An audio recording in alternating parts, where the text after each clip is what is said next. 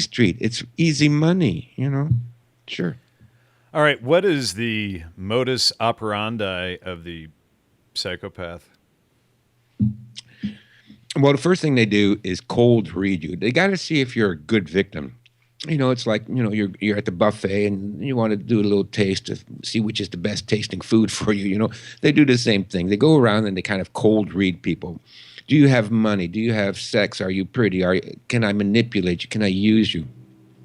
So they do a quick cold reading on you, and they are able to. They're pretty good at amateur psychologists.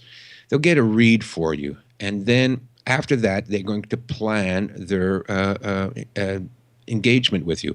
And what they first do is what's called like the honeymoon period.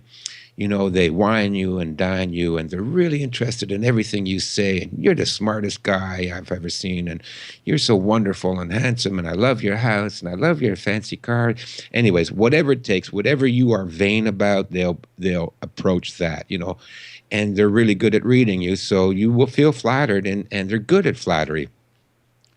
So once they've ingratiated themselves into your good graces, once they've got you to drop your barrier, because everybody has a barrier up when you meet new people, right?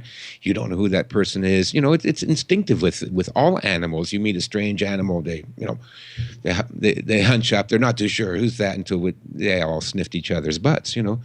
Um, Same thing with humans. We meet each strangers and we have our hackles up.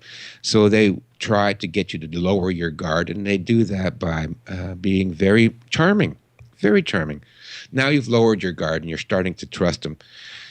Once you start to trust them, they'll start to manipulate you slowly and slowly. It's called behavior modification. B.F. Skinner. Here's your desired behavior. Here's the behavior that they have now, and you slowly mold it this way, this way, this way. It starts off with the ultimate behavior for, say, some psychopathic, stalker is to have complete control over the woman. She can't see anybody, talk to anybody. So it doesn't start off that way. He doesn't, on the first date say, by the way, I want you chained to the stove barefoot and pregnant for the rest of your life. No, it starts off oh, do you have to go to see your parents this weekend? They're not really too nice to you. Maybe you should, wait till next weekend to see them. Or I don't like that friend of yours. I think she's just using you. Anyways, slowly but surely they manipulate you until they've isolated you from any kind of help, any kind of a support group. And it's the same thing as the predator does in the jungle. When the lions look at the herd, right?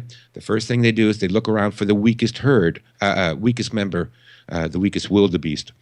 That's the interview stage. That's where they're, doing the cold reading. Once they've singled out the weakest or the sickest member of the herd, then they try to cut that one out from the rest of the herd. So they start chasing it around, and the other animals will run in one direction, and then another lion will come up and try to cut them from the herd, and that is separating them from the herd. Same thing with people. They try and separate you from your family, separate you from your friends.